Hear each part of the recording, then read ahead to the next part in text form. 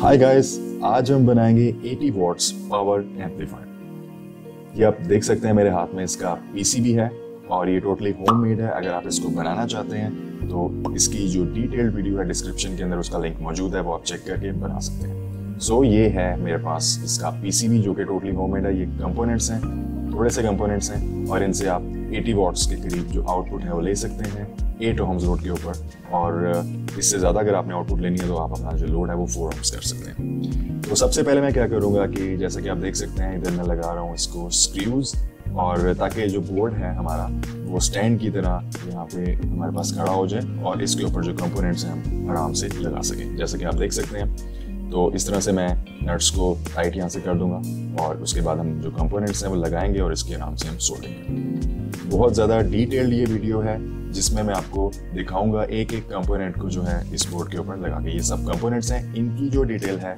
Description के अंदर मौजूद है, वहाँ से आप जाके देख सकते हैं। सो गाइस, सबसे पहला जो हमने काम करना है वो एक जंपर वायर इसमें यूज़ होती है। सिर्फ एक ही जंपर वायर है जो कि हमारे सर्किट के अंदर यूज़ होगी, वो मैं यहाँ पे इंसर्ट करने वाला हूँ। और सबसे पहले हम ये जंपर वायर लगा देते हैं, इसको सोल्डर कर देते हैं एंड देन जो फर्दर हमने कंपोनेंट्स लगाने हैं वो मैं आपके सामने लगा के आपको दिखाऊंगा। सो ये जंपर वायर मैंने इंसर्ट कर दिया अंदर और अभी इसको मैं सोल्डर करूँगा।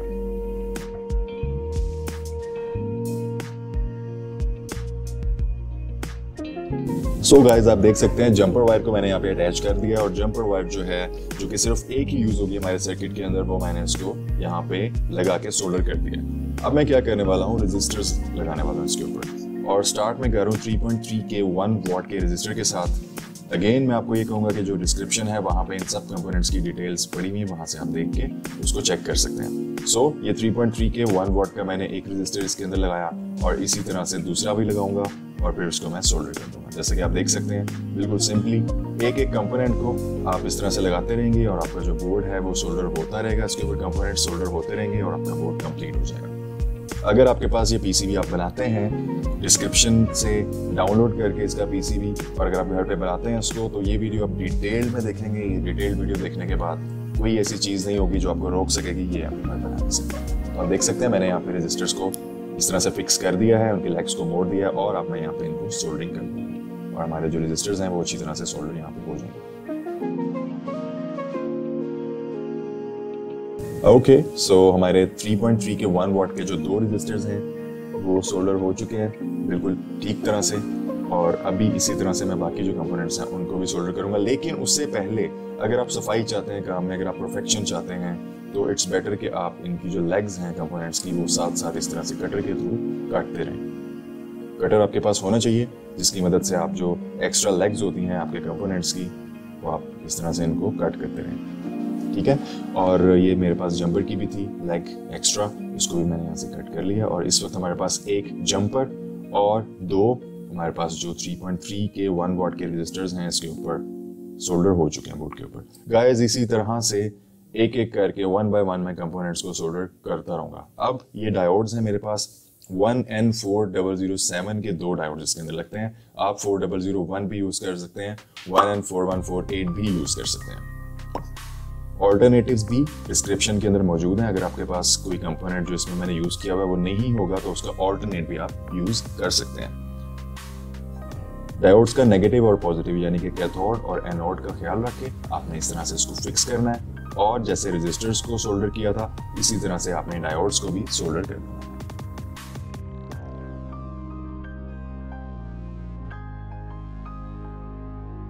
सो गाइस, आप देख सकते हैं डायोड्स को सोल्डर करने के बाद इनकी जो लेग्स हैं वो मैं कट कर रहा हूँ यहाँ से, ताकि हमारा जो काम है वो उसमें परफेक्शन रहे और ठीक तरह से हम बाकी भी जो कंपोनेंट्स हैं वो इस बोर्ड के ऊपर लगा सकें।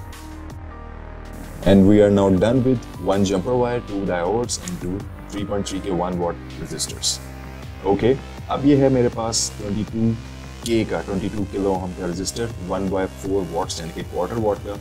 इसको मैं यहाँ पे लगा देता हूँ। गाइज, मैं आपको दावे के साथ कह सकता हूँ कि अगर आप ये वीडियो डिटेल में जैसे मैंने ये बनाई है इसको देखते रहेंगे और कोई भी ऐसी चीज़ नहीं होगी जो आपको रोक सकेगी ये एम्पलीफायर का जो प्रोजेक्ट है ये बनाने से।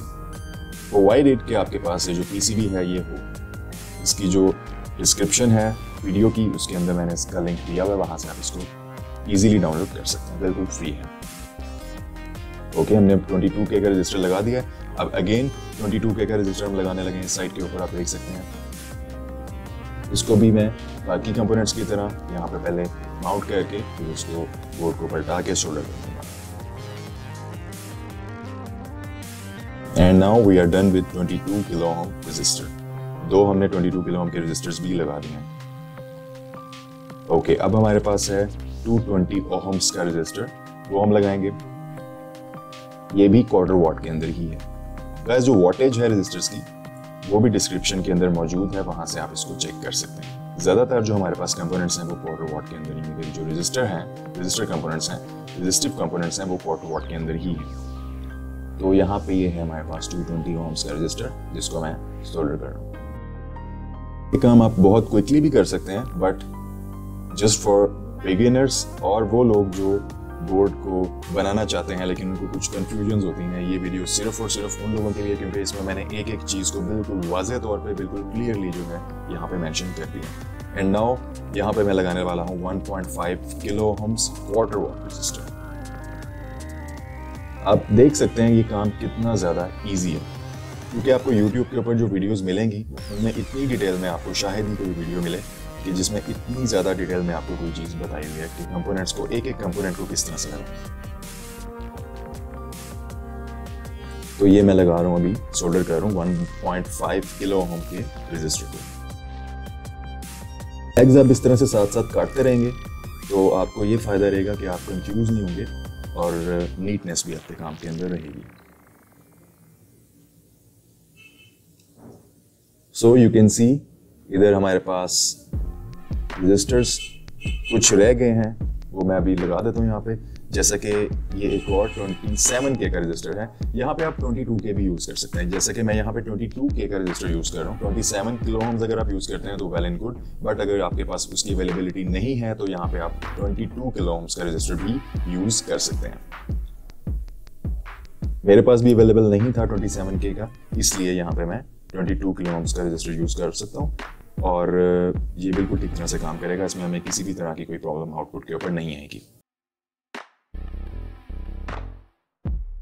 ओके, अब हमारे पास एक और रजिस्टर रह गया 33 ओहम्स का, उसको भी इधर मैं इस तरह से लगा देता हूँ।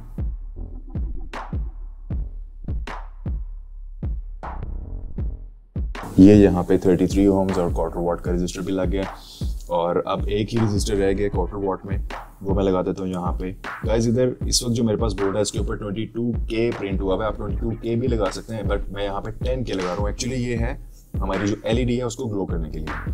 तो 10K का अगर मैं यूज़ करूँगा तो LED ज़रा अच्छी तरह से ज़्यादा ग्लो करेगी। कि 22K का मैं यूज़ करूँगा तो LED ऑब्वियसली रेजिस्टेंस ज़्यादा होगी, तो LED के अंदर वोल्टेज ड्रॉप जो है वो ज़्यादा होगा, तो वो इतने अच्छी तरीके से ग्लो नहीं करेगी।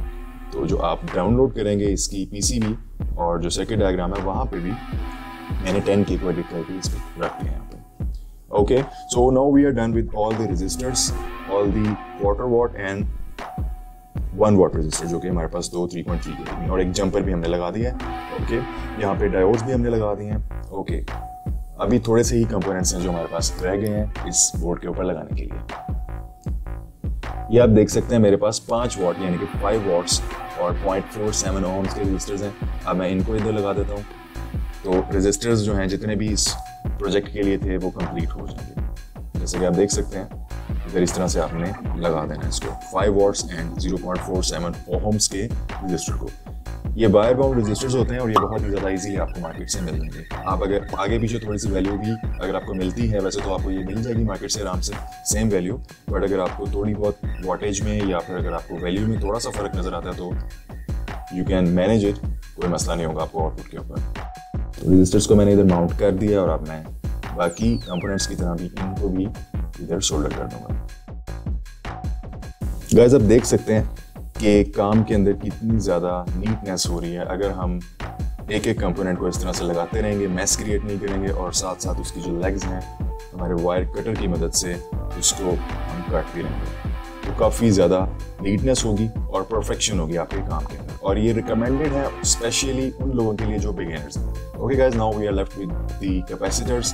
टोटल 3 कैपेसिटर्स सिर्फ इस प्रोजेक्ट के अंदर यूज होते हैं और यहाँ पे 2 कैपेसिटर्स 10 UF के हैं और जो इनकी वोल्टेज रेटिंग है वो 50 वोल्ट्स है। ऑफ कोर्स आपने अगर कैपेसिटर्स जो इस प्रोजेक्ट के अंदर यूज़ करने हैं वो 50 वोल्ट से कम के नहीं करने, क्योंकि ये हाई वोल्टेज के ऊपर ऑपरेट होगा। 50 वोल्ट से ऊपर इनके अंदर वोल्टेज इस सर्किट के अंदर जाएगी, क्योंकि ये 45 + 45 के ऊपर वर्क करता है। तो इसलिए आपने इस चीज़ का ख्याल रखना है कि वोल्टेज जो है आपके कैपेसिटर्स की वोल्टेज जो रेटिंग है वो 50 वोल्ट से कम नहीं होनी चाहिए, एटलीस्ट 50 और मोर देन 50। इसलिए मैंने जो आप देख सकते हैं जो कंपोनेंट्स हैं, जो खास तौर पे कैपेसिटर्स हैं, वहाँ पे जो साइज मैंने रखा है वो ज़्यादा छोटा नहीं रखा, ताकि अगर उधर आप बड़ा कैपेसिटर भी लगाते हैं 50 वोल्ट से बड़ा भी लगाते हैं तो उधर वो लग सकता है आराम से। तो आप देख सकते हैं मैं इधर सोल्डर कर रहा हूँ, हमारे पास 10 UF और 50 वोल्ट्स के कैपेसिटर्स। इनकी लेग्स को मैं यहाँ से काट दूंगा ताकि हमें परफेक्शन और नीटनेस मिले, सफाई मिले हमारे काम में। ओके गाइस, 10 UF और 50 वोल्ट्स के जो कैपेसिटर्स हैं वो मैंने यहाँ पे दोनों लगा दिए हैं and now we are left with 100 UF and 50 volts capacitor. Polarity का आपने ध्यान रखना है, नेगेटिव साइड नेगेटिव पे और पॉजिटिव साइड पॉजिटिव पे ही आपने लगानी है, जो कि इसके ऊपर भी क्लियरली रिटर्न है। सिमिलरली इस कैपेसिटर को भी हम यहाँ पे लगा देंगे। ओके गाइस, तो तमाम resistors, capacitors, diodes, jumper wire जो इस प्रोजेक्ट के अंदर यूज हो रही थी, यानी कि 75% of our work is completed, वो हमने कंप्लीट कर लिया। कुछ थोड़े से और कंपोनेंट्स हैं वो हम लगाएंगे और अभी मैं क्या करूँगा कि जो हमारे सेमीकंडक्टर्स हैं यानी कि जो हमारे ट्रांजिस्टर्स हैं वो यहाँ पर लगाऊंगा। BC558, BC556 and BC557। इन तीनों में से आप कोई भी ट्रांजिस्टर यहाँ पे यूज कर सकते हैं। ऑल्टरनेटिव्स ऑलरेडी मैंने मेंशन किए हैं डिस्क्रिप्शन के अंदर, वहाँ से आप चेक कर सकते हैं। अगर आपके पास BC558 अवेलेबल नहीं भी है तो आप इसको रिप्लेस कर सकते हैं BC557 के साथ या BC556 के साथ। एज पर साइन जो कि उसके ऊपर था उसी तरह से मैंने इनको प्लेस किया है और हम यहाँ पे अभी ट्रांजिस्टर्स को सोल्डर करते हैं।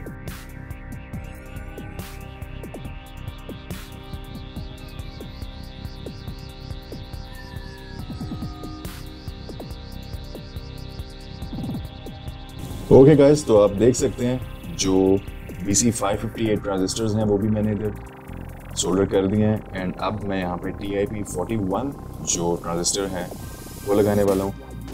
गाइस, इसकी जगह के ऊपर भी आप TIP41C भी यूज़ कर सकते हैं, A भी यूज़ कर सकते हैं, कोई भी कैटेगरी D भी यूज़ कर सकते हैं, तो इट डजंट मैटर। और अगर आपके पास TIP अवेलेबल नहीं है तो आप इसकी जगह के ऊपर D313 या कोई भी NPN जो ट्रांजिस्टर है सेम रेटिंग का या फिर थोड़ी बहुत आगे पीछे की रेटिंग हो भी जाए तो नो प्रॉब्लम, तो you can use it. Okay guys, यहाँ पे मैंने TIP41 भी लगा दिया है और इसको मैं फिर सोल्डर कर रहा हूँ यहाँ पे इसकी लेग्स को। And now we are done with TIP41 transistor and BC558 transistors. अब हमारे पास सिर्फ और सिर्फ जो 2 बड़े सेमीकंडक्टर्स हैं वो रह गए हैं। उससे पहले LED भी रह गई थी, वो भी मैं इधर लगा देता हूँ। LED गाइस अगर आप यूज़ नहीं भी करते सर्किट के अंदर तो इट डजेंट मैटर, कोई इतना इंपॉर्टेंट नहीं होता इसको यूज़ करना, बट अगर आप यूज़ करते हैं एक तो आपके जो बोर्ड है उसकी लुक अच्छी हो जाती है, दूसरा ये होता है कि आपको उसका ये पता चल जाता है कि आपका जो इस वक्त सर्किट है वो किस स्टेट में है, वो ऑन है वो ऑफ है। तो LED होनी ज़रूरी भी है इस चीज़ को लेके, एक तो वो दिखने में अच्छी लगती है और दूसरा वो इंडिकेट करती है कि आपका सर्किट जो है उसका स्टेटस क्या है, वो ऑफ है या ऑन है। तो इसलिए मैंने इधर जो LED है वो इंसर्ट कर दिया है, तो इससे हमें फ़ायदा ही होता है क्योंकि हमें स्टेटस का पता चल जाता है हमारे सर्किट के। तो आई विल रिकमेंड यू कि आप LED को यूज़ किया करें अपने सर्किट्स के अंदर। ओके, तो ये इधर हमारी जो LED है ये भी सोल्डर हो चुकी है एंड देन हमारे पास अभी सिर्फ और सिर्फ ये 2 जो ट्रांजिस्टर्स हैं, जो 2 मेन ट्रांजिस्टर्स हैं वो रह गए हैं, TIP142 एंड TIP147। पहले मैं यहाँ पे TIP147 जो है उसको सोल्डर कर दूंगा इधर लगा के एंड देन TIP142 को सोल्डर कर दूंगा और गाइस फिर हमारा जो सर्किट है वो कंप्लीट हो जाएगा, टोटली कंप्लीट हो जाएगा। सिर्फ जो कनेक्टर्स हैं वो रह जाएंगे और heat sinks.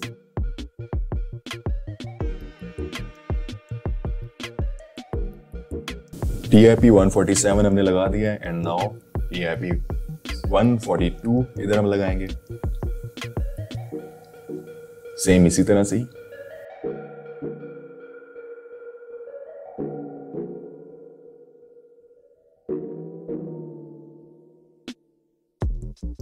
So guys, here you can see जो पावर ट्रांजिस्टर्स हैं, मेन ट्रांजिस्टर्स भी हमने यहाँ पे लगा दिए हैं, and then we are left with these input and output block connectors. अब इनको भी लगा देता हूँ ताकि बोर्ड जो है हमारा बिल्कुल पूरी तरह से कंप्लीट हो जाए और दिखने में भी अच्छा लगे।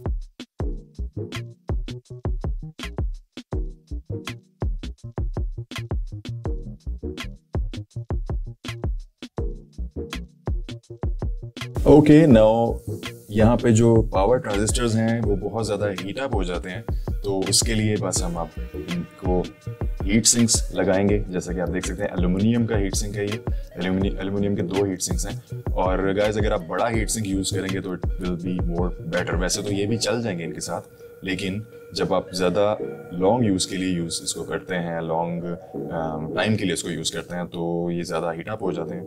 तो इसलिए इट्स बेटर कि आप फुल वॉट्स लेने के लिए जो हीट सिंक्स हैं वो बेटर यूज़ करें, या फिर कूलिंग सिस्टम आपके पास कोई होना चाहिए, वो आपने यूज़ करना है।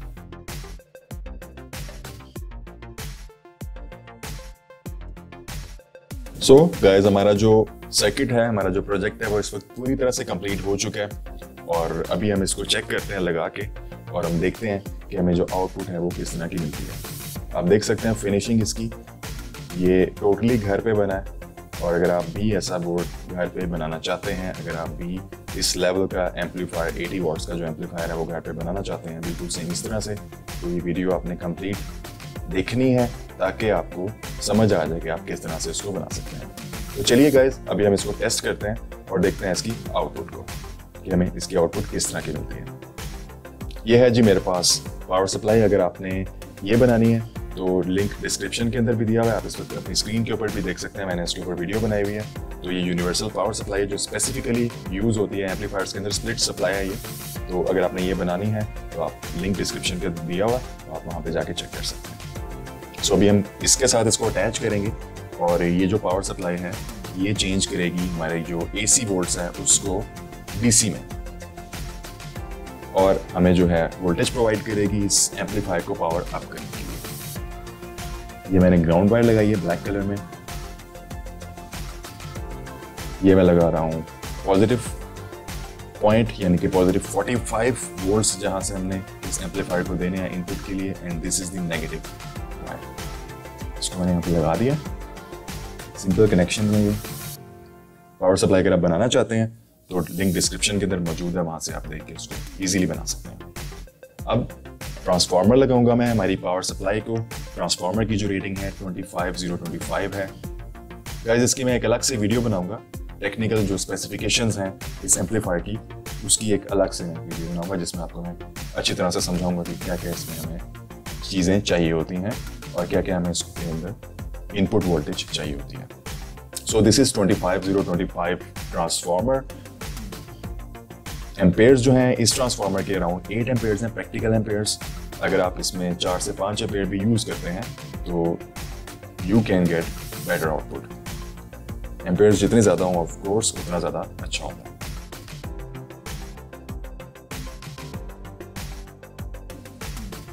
कनेक्शन सब कंप्लीट हो चुके हैं। अब जस्ट हमने इसमें इनपुट और आउटपुट के ऊपर एक स्पीकर लगाना है, और फिर हमने इसकी चेक करनी है output. So here you can see हमारे तमाम जो कनेक्शंस हैं वो कंप्लीट हैं। ट्रांसफार्मर के साथ मैंने पावर सप्लाई को लगाया हुआ है, पावर सप्लाई के आउटपुट के ऊपर हमारा जो एम्पलीफायर हमने अभी बनाया उसको लगाया हुआ है, एंड देन अभी हम चेक करते हैं इसकी आउटपुट। गाइस ये है हमारे पास इनपुट और आउटपुट के कनेक्शंस। ऑफ कोर्स ये एक मोनो एम्पलीफायर है तो सिंगल आउटपुट ही हम इससे ले सकते हैं। तो ये मेरे पास एक स्पीकर है छोटा सा, आप इसके साथ 10 से 12 इंच तक का भी जो सबवूफर है या स्पीकर है वो यूज़ कर सकते हैं। ये स्पीकर मैंने जस्ट फॉर टेस्टिंग पर्पसेस इसके साथ जो है वो लगाना है आप लोगों को इसकी आउटपुट दिखाने के लिए। ये है जी हमारे पास 3.5 mm की एक वायर, जिसकी एक जो आउटपुट है वो मैं लूँगा। वैसे ये स्टीरियो केबल है, लेकिन जैसे मैंने आपको पहले बताया था कि ये एक मोनो एम्पलीफायर है तो इधर हमें सिर्फ एक ही इनपुट चाहिए, जो कि मैं इसके अंदर इंसर्ट करके इसकी वायर्स को इनपुट का कनेक्शन भी कर दूंगा।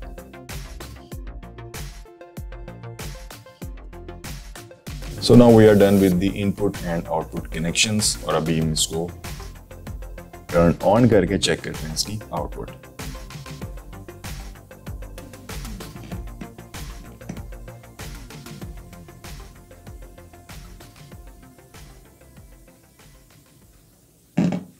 तो गाइस आप देख सकते हैं जब मैं इस 3.5 mm की जो नॉब है इसको हाथ लगाता हूं तो स्पीकर कितना ज़्यादा वाइब्रेट करता है। आप देख सकते हैं कि अच्छी खासी हमें इस वक्त आउटपुट मिल रही है। सो इट मीन्स कि हमारा जो एम्पलीफायर है वो ठीक तरीके से वर्किंग कर रहा है। और आप यहाँ पे ऑब्जर्व कर सकते हैं कि किसी भी तरह की हमें नॉइज इसके अंदर सुनने को नहीं मिल रही, जो कि एक एम्पलीफायर के लिए बहुत ज़्यादा ज़रूरी चीज़ होती है। चलिए अब इसकी हम आउटपुट को चेक करते हैं।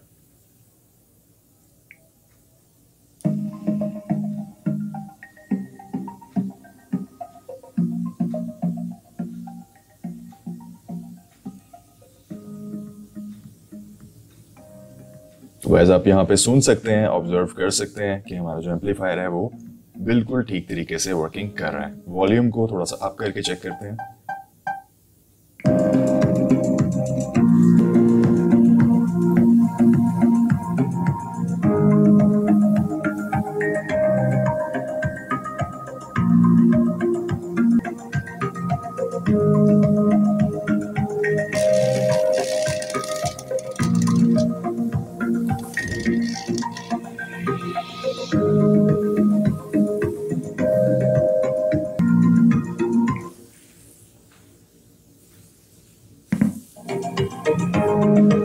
So guys here you can see कि हमारा जो एम्पलीफायर है वो बिल्कुल ठीक तरीके से वर्क कर रहा है। और अगर आप भी इस तरह का कमाल किस्म का प्रोजेक्ट बनाना चाहते हैं, लिंक डिस्क्रिप्शन के अंदर मौजूद है, वहां से पीसीबी डाउनलोड करें और इस एम्पलीफायर को बनाएं। Thanks for watching the video. उम्मीद है आपको ये वीडियो पसंद आई होगी। अगर आपको पसंद आई है तो चैनल को सब्सक्राइब करते जाइएगा, वीडियो को लाइक जरूर करना। Stay connected for more interesting projects. Goodbye.